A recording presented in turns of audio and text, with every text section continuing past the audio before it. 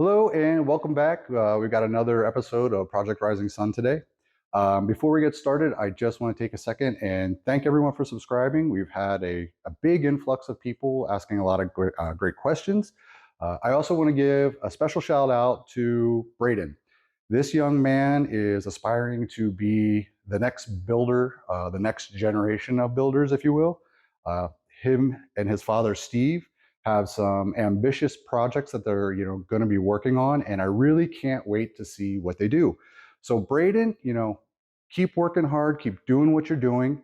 Hopefully one day, we'll see you out building the crap out of me. So that's the goal. Now, let's get into Project Rising Sun. I'm going to keep this short and sweet because you guys have said you want to see more of the work and less of me flapping my gums, and I'm okay with that because this is the last thing I want to do. Um, you can see I have all these panels removed from the car. I'm actually getting into the detail work right now. We'll cover that next time. What we're going to get into today is the resin on the inside, splitting all the panels so that they can go into where they're supposed to go, and also how to repair the panels. I did some stuff intentionally. Along the way, I'm going to do things like the hard way and the easy way so that you guys can understand that you can do it both ways, but here's the pitfalls and here's the pluses, the minuses, and all that. So that's where I'm going to leave it for today.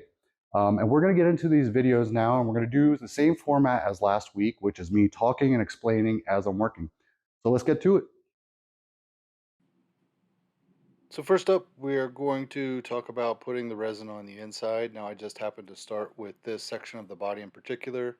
Um, First thing we're going to do is start pulling all of this, painter's tape from the back side of the foam. I've talked about it in other videos where, the products that I use, I try to spend the money where it makes sense. This is definitely one of those areas where, if you use a good quality painter's tape, it will peel off the foam pretty easy. If you used, a subpar quality painter tape, you might run into some issues. Again, do what you want. I try and, again, spend the money where it makes sense for me. I use a good quality painter tape and it comes off really easy. One thing I want to stress is like, when you're pulling this tape, try not to yank up on the foam too much. That layer, that cloth membrane will come off. It's not that big of a deal since we're going to put resin down. It's just going to soak right back into place, but treat it nicely. You don't want to do any unnecessary damage.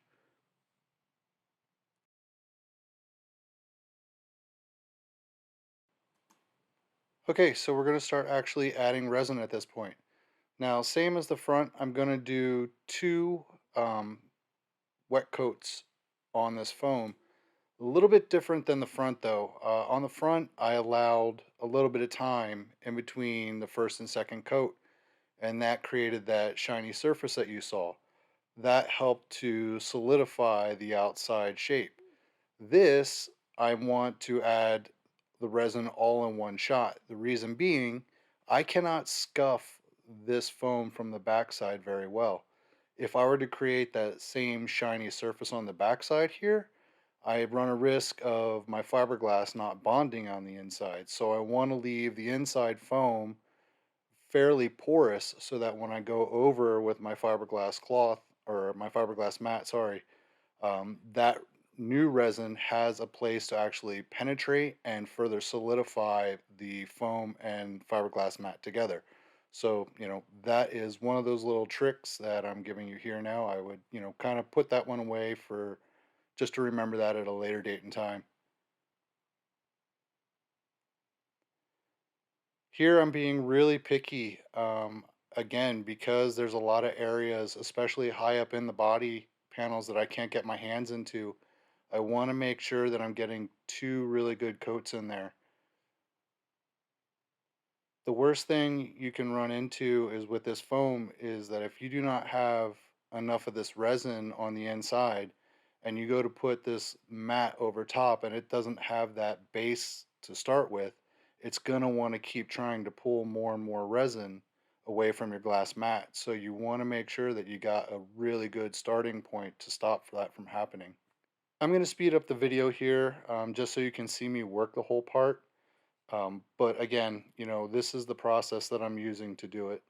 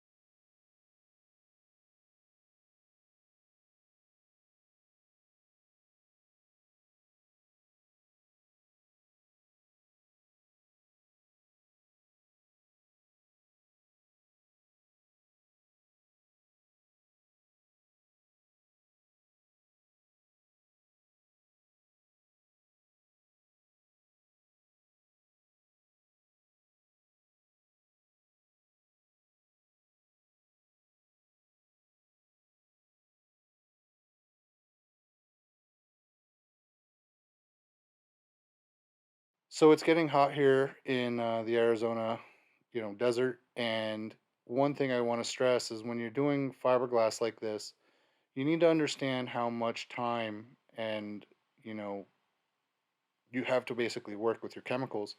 So work with smaller batches.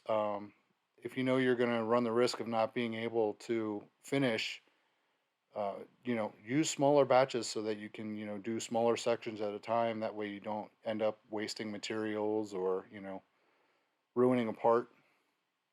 I ended up going for a second batch here to finish this out. One thing I've noticed when you kind of separate batches like this and you have, another 15 minutes of work time, it allows you to really focus on certain areas. So, like the areas up high in the body that I can't see, I start with those areas when my resin is very fresh. That way, it gives me the most time to work with it.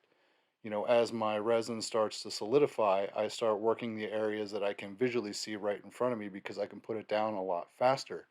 So if you kind of think about the part before you start adding your resin, it can make the process a lot easier for you and actually a lot faster. Again, I'll just speed up the video and then, we'll see this part completely wet out.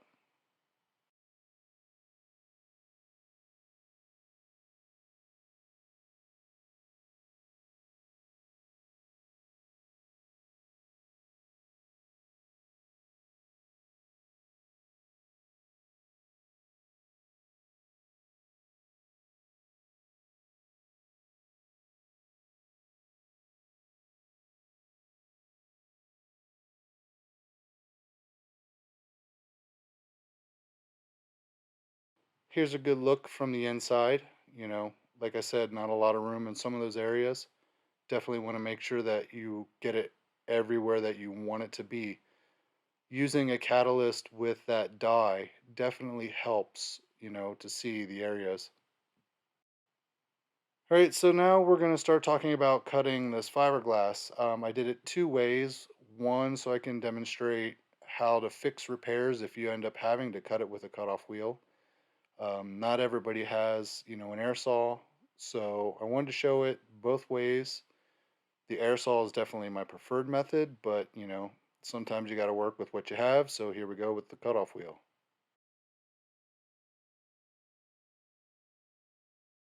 All I'm really doing is getting rid of all the excess fiberglass that I don't need anymore. Again, I had other ideas for different designs that might have needed more fiberglass. That's why that was there.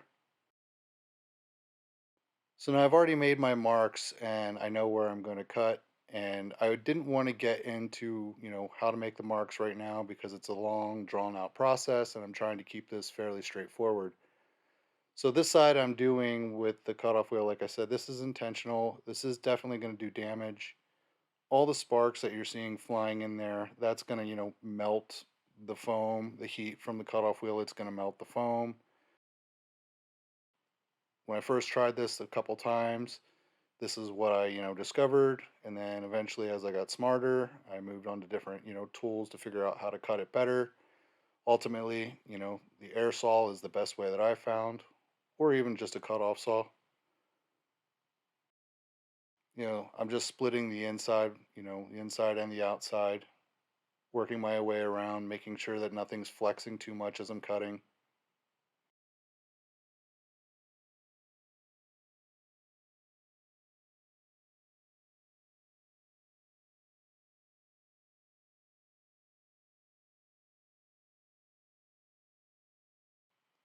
Little tip about this foam, you know, it's not going to support a lot of weight, so make sure that when you're cutting through a spine that, the supporting spine next to it can actually carry the load, that you're not cutting through, two spines and you haven't pre-cut your foam. Otherwise, you're just going to, destroy that piece of foam in between the two spines.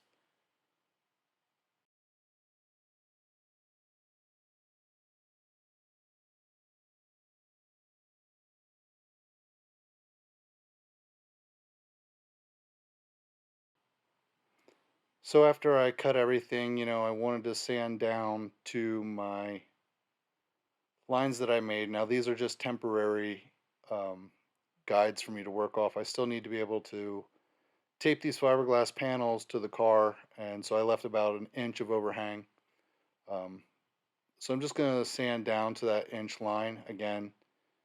If I was using my body saw, I would just be cutting right on the line, but because I used a cutoff wheel and maybe that's all you have, and maybe all you have is a belt sander, this is a way that you can do it this way.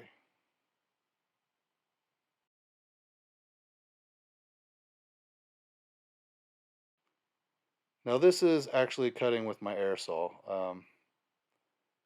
This makes a lot less mess. This, is a lot more accurate. This is just the better way to do it all the way around.